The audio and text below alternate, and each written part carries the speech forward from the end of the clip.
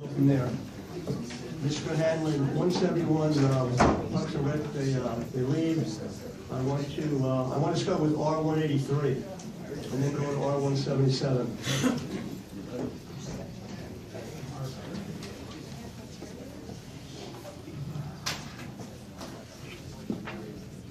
Yeah.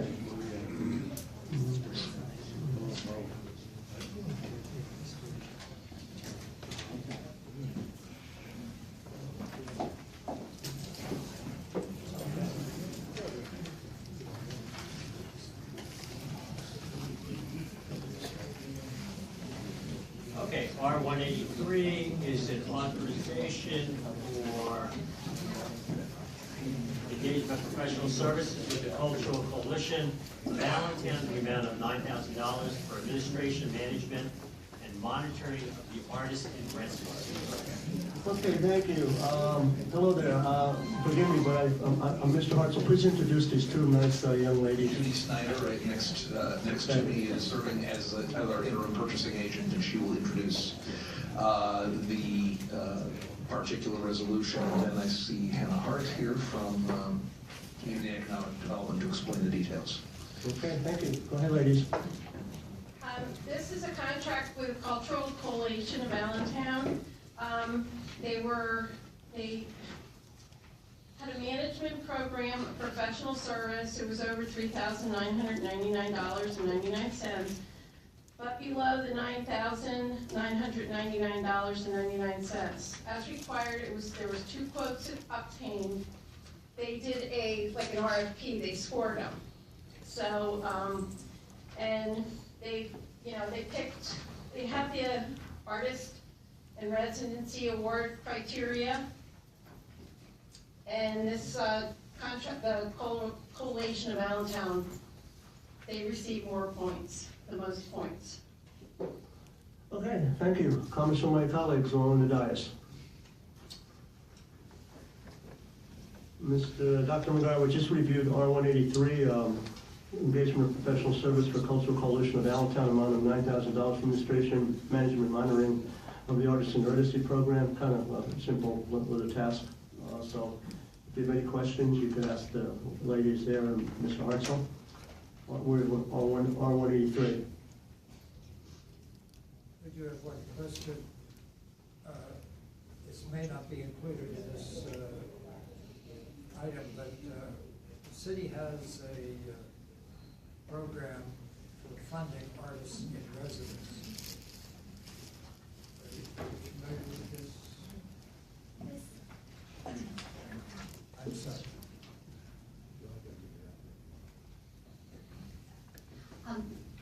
This program is the Artist in Residency program. The Cultural Coalition of Allentown will be doing the management of the program. The program is is one of the Arts Commission. What I'm referring to, which may not properly belong here, as Mr. Hurst can help me there, but somewhere there is $50,000 that is associated with a program called Artist in Residence. Yes, the $9,000 is being taken out of that line item. Okay. It's arts-based economic development in our budget. Okay, thank you. All right, thanks, Dr. McGuire. Anybody else from council? Seeing none. Anybody from the public? R183, seeing none. Mr. Howell, call a voice vote. Okay, on R183, Ms. Affleck. Yes. Mr. Hendricks? Yes. Mr. McLean? Yes. Mr. Dwyer? Yes. Ms. Moda? Yes. Mr. O'Connell? Yes. That's 6 yeas and 2 nays. Okay, thank you, Mr. Hamlin. Thank you, ladies. Thank you. Mr. Hamlin, R177. R177 is an authorization for a 3-year contract with Centera Integrated Services in the amount of $7,048,490 over 3 years for municipal fleet management services with an option of 2 additional 3-year agreements, and there were bids. Okay, go ahead. It was released as a bid, advertised on 9/13. Public opening was held 10/16. There were, you know what, actually, no, I'm sorry. There were actually just the two bidders, First Vehicle and Centera. And Centera was the lowest and was recommended by the contract administrator. Okay, thank you very much. Comments from my colleagues? I will start.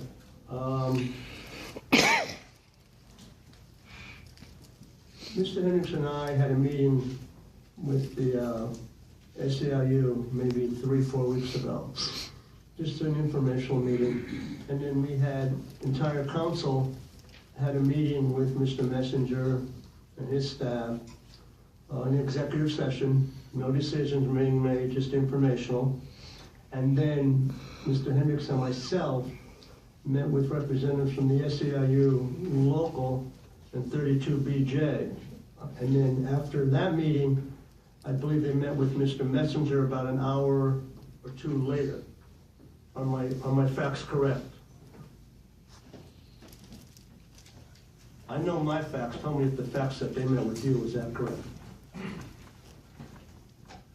Yes, they did, to go over the fact of trying to show them how personnel would be put into a budget. Okay. Now, you talk to the SEIU, you get their numbers, and you talk to Mr. Messenger and administration, you get those numbers. Help me out here. I'm getting a little slow in my old age, but help me out. Between the administration's proposal, Centera, I should say the administration's recommendation, Centera, and then you met with SEIU, okay? At one time, I thought it was, okay, Centera, SEIU, you know, and then it seems to be getting a little closer. So I'm going to ask you, what is the difference in dollars? What is the difference in dollars between Centera proposed contract and what you talk to the SEIU and their representatives? Do we have a difference? The budget that we gave to you on the executive session is the budget that I stand on. The budget that we were talking and talking personnel and the budget, that was the fact of making sure that, you know, they wanted to make sure any possible non-target or anything, you know, would be something that wouldn't be involved in it and was very minuscule amount of money. I stand by the numbers that I showed you in the executive session of what it is. You stand by your numbers and... The same numbers that I No, showed. it's the same numbers, but did you see their numbers? I saw a second sheet that they gave me that was a little bit closer for the man hours, but it still didn't relate into any different of a number. They still said it was going to be the same number and the same savings on the papers that they gave me. So, for instance, it showed like a mechanic there originally on the first sheet of 26, and then I refuted that in the last council meeting that we had, and said it should be, you know, in the range of maybe a little bit more, like 36 real cost for it. The second form that they gave me had a different number on it other than the 26. Did they see your numbers? Yes, they were. We had it up right up on the screen, and we were working through the Excel spreadsheet, going over personnel costs right there, live with them. So what's the difference between your numbers and their numbers? Can you give me an amount? For the numbers that I showed you that night, it was $1.4 million. The difference between, I know you gave me we heard the 1.4.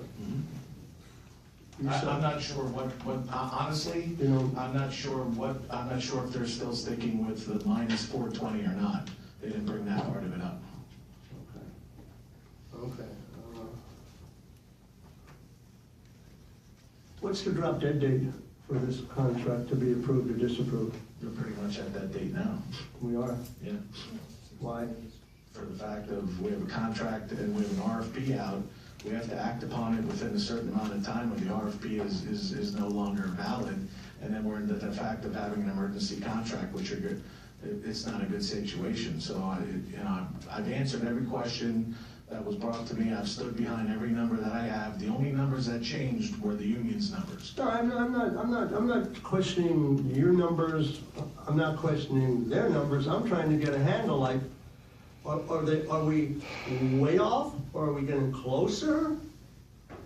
My numbers don't change. That's not We're what I'm not, asking. But unless did you see their their, numbers, okay, did you see their numbers? the numbers. Did they give you a number? Not an overall cost, no, nothing different than the $1,056,000 that was in the first paper that was given. It's still $1,056,000. Somehow, though, they went from $26 an hour for the cost of the mechanic up to $34 in there. But there is no difference in any number that was given to the administration. All right, I'll just hold my questions in reserve for now. Comments from my colleagues? Comments from my colleagues?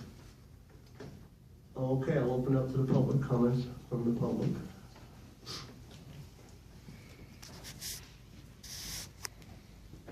Name and address for the record. Good evening, I'm Taylor Harless, Research Analyst with SEIU, 1515 Market Street, Philadelphia.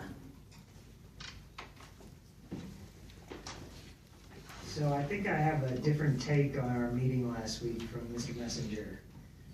My takeaway from it was very positive. I felt that after meeting with his staff, that the fundamentals of our proposal are sound, and that bringing the work in-house will save the city money. So we met with them last Monday, and we were able to take a look at kind of a first crack at what a budget proposal for bringing this work back in-house would be. And we were only able to look at that document last Monday. We requested a copy of it, and unfortunately only received it late this afternoon, right before the meeting. So I can't speak to all the details that were in that first draft budget, but I can speak to the broad strokes and some of the differences I think that showed up. So first, the city scenario budget, when we arrived there, and I think which was discussed when this was at council a month ago, was that the assumptions for wages for bargaining unit employees were too high. So we provided Mr. Messenger with accurate numbers, and those were much more in line with our actual projections. The second major difference was that the city's budget scenario included adding one new employee to the department, an executive who would be compensated at over $100,000 a year. So obviously that's a tremendous change from the current arrangement. And while it's certainly Public Works' prerogative to budget this department however they see fit, we don't necessarily see the need for 3 managers to cover 13 employees in the maintenance department. So, President O'Connell, to go back to your question, we believe that if you strip away some of these differences that I just talked about and compared the city's draft budget with our proposal, apples to apples, there's less than an $80,000 difference. How much? Less than 80,000, apples to apples. Even with their higher proposed numbers, we believe that bringing this work in-house will save the city money. And as far as our union goes, we're committed to working with the city to do what it takes to make that happen. You finished? Yes, sir. All right. Centera, 2018, $2,320,170. What can SEIU do? What can SEIU do it for? You have a number? Yes, sir. The number that we submitted at the last council meeting is the same number that we still have. That would be, for labor, that would be $1.056 million for the first year. Give me the whole amount. That's only labor. Give me like. Well, we believe that all the other costs that are included in the contract would remain roughly the same because they're basically commodities. So parts under Centera would cost the same if the city was buying those parts. The city owns the garage and currently leases it to Centera for $1 a year, so that cost would remain the same. The only other substantive change in the costs would be the end of this $200,000 management fee that the city pays to Centerra currently per year. So I'm gonna give Mr. Messenger, so you're telling me that for Centerra's proposal and your SEIU proposal from your team, and you're the numbers cruncher, right? Okay, Yes, sir. you're talking $80,000 difference, That's correct. that's it. Yes, sir. All right, stay there. Questions from my colleagues of this young man? Seeing none. Okay, you used your time. Mr. Messenger, I'm gonna give you time to do a rebuttal if you like. If you like.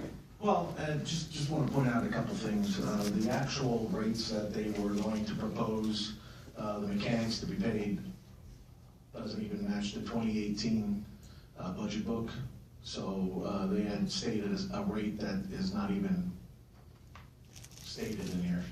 So actually, they're either going to pay them less or they're going to pay them a little bit more by what the figures are, because it would have to go to a step or whatever that's in here. Second of all, the numbers that we went over with them, I have a copy of the sheet right here, which I just want to make note that I did an LSR right away to the solicitor's office, and an LSR was done, and then he said it was going to be handled under a right to know, and they handled it as a right to know. So there was no delay in whatever request that was being done, that the request was done right away and handled appropriately by the administration and the solicitor's office. But there's no way that that matches with what the sheet we have here. Even if you would say we're $80,000 off, that doesn't make sense. Okay.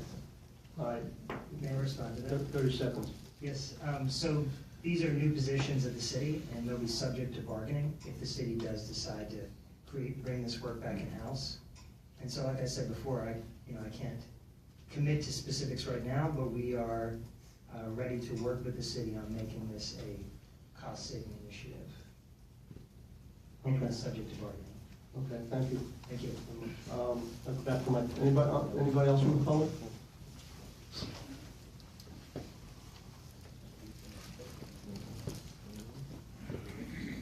Ryan, name and address for the record. Brian Hunsick, SEIU chapter leader.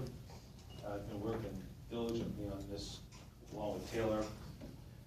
We had the pleasure of meeting Mr. Messinger and his staff. I think it was a very productive meeting. I think we got a lot of different numbers. I think the overall cost of this whole contract is what has to play a role in this. We did right to knows. We asked for non-targeted costs.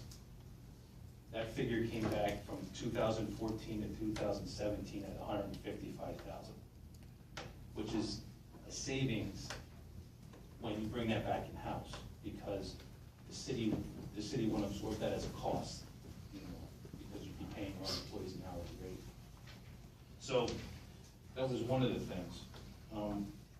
The other thing is the entire deal with Centerra from 2014 to 2017. Do you have any idea what you paid them? $8.4 million you paid them from 2014 to 2017. That was non-targeted work and targeted work total. I think that's a lot of money. I mean, it doesn't take a rocket scientist to figure out that we could probably do it a lot cheaper than that. So, I strongly suggest that, we've been around the horn with this a number of times, and I really truly believe that I think you should consider a no vote tonight on this proposal. I believe that it should come back in-house, and you should reap the savings. Thank you. If you have any questions? What did you get to, no questions at this time. Thank you, Ms. Munson. Sure. Mr. Messenger, if you want to reply. The $8.4 million is for the entire budget. That's fuel, everything. That's just the contract. That's where I was going, but it's okay. Thank you. Anyone else? Anyone else from the public? No, you go.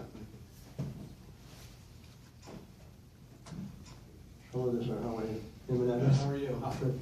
I'm Gregory Hoffman. I live at 1420 West Gordon Street, Allentown, Pennsylvania.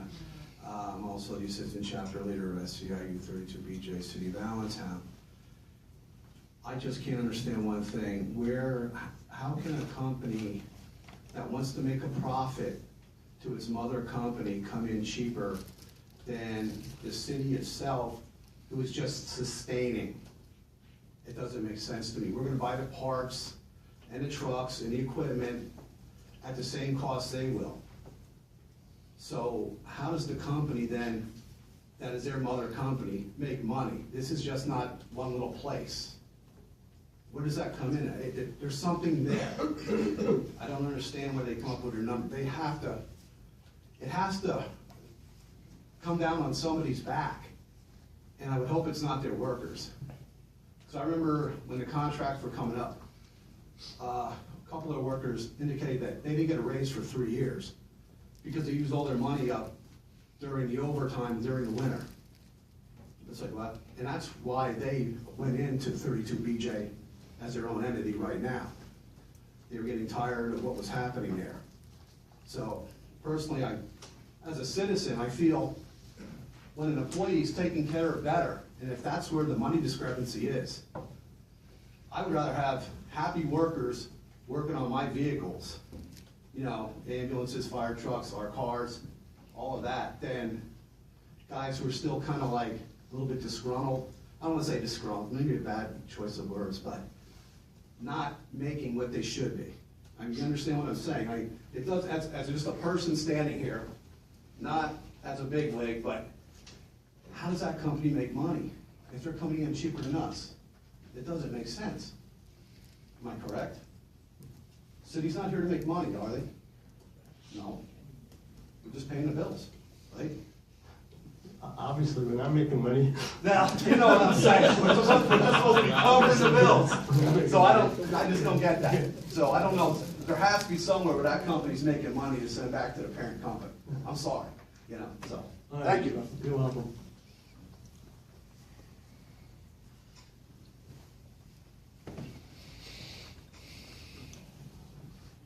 Hello, Michael. How you doing there, President O'Connell? Mike Kaminsky, 779 Benton Street in Allentown. Here we are again. We are trying to sub out something that we can instead have our own personal oversight of and make sure that everything's done the right way. And we, you know, the definition of insanity, I say it often at this meeting, is doing the same thing over and over again and expecting a different result to happen. Why do you look at me almost? We try, well, because I have to address you. I'm supposed to speak only to President O'Connell. Michael, I don't want to look at, you know, Ms. Off or anybody else, or, you know, it's just not polite. All right, but that's the definition of insanity, doing the same thing, expecting a different result. We talked about leasing the golf course, we said that was a bad idea. To me, this is the same type of a deal. Why are we going to give somebody else control over something and expect them to do it at a lower cost? All right, the gentlemen from SCIU are right. There's no possible way, in my opinion, I don't have a number and I haven't looked at a thing, there is no possible way that that is going to be cheaper to this city than doing it in-house. It makes no logistical sense to me. Thank you. You're welcome.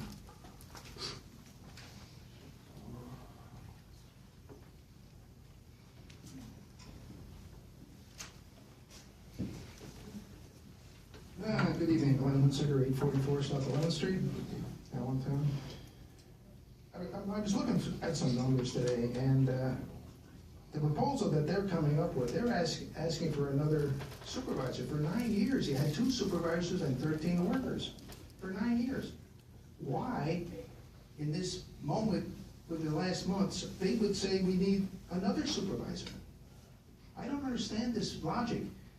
Mr. Messenger should be looking to do the best thing, get the work in-house if he can. If he can prove this is so much cheaper, get the actual numbers out. Don't wait till 4 o'clock in the afternoon and send numbers to SCIU and say, oh, this is our new non-targeted numbers. Doesn't make any sense. He's being forced to do something he maybe doesn't want to do. He's been trying to do the right thing, I think, but he's being forced to do it on maybe some special terms. Well, hold it, I'm gonna take exception to that, I'm personally, because I'm Mr. Messenger. You know, you're speculating, and we shouldn't speculate, Mr. In my Messenger. opinion. No, I'm not finished with my opinion. Okay. Mr. Messenger is a straight shooter, okay? And so that's speculation, that's speculation. Well, I can maybe question that part, because a couple of weeks ago, he said that if they stayed in-house, it was a $300,000 per year more number. And he has no numbers. He has nothing on a piece of paper, nothing. So, I mean, yeah, maybe he's can come up with that number again, but give us the numbers. We asked for that for 3 weeks. So, I mean, you might be honest. I'm hoping he is. But some of the things, the facts don't show it. It doesn't show it. Got a minute. He talks about the value of the pay. In a situation like this, the pay comes over the same. If you're making $50 an hour, you get the same $50 an hour. There's no difference. There's nothing different there. I mean, falling into a pay category, it's not even a question. It falls in there, wherever you are. You don't get a decrease, you don't get an increase. I mean, it doesn't make any sense what they're trying to say. But for some reason, they want to keep it there. Maybe they're afraid to do the work. Might be a little more responsibility, and they can't handle it. But if you're making that kind of money, you should be able to handle it, otherwise you shouldn't be in that position. That's all I'm gonna say. Thank you. Well, you're welcome. Anyone else from the public? Mr. Hamlin, who's our solicitor for this evening? Ms. Brewer. Ms. Brewer, yep. Can we get a hold of her? She's here. She got there? Okay. Fran, could you come up, please? Yeah, I know it's not a regular council meeting, but I might have a question, if that's possible.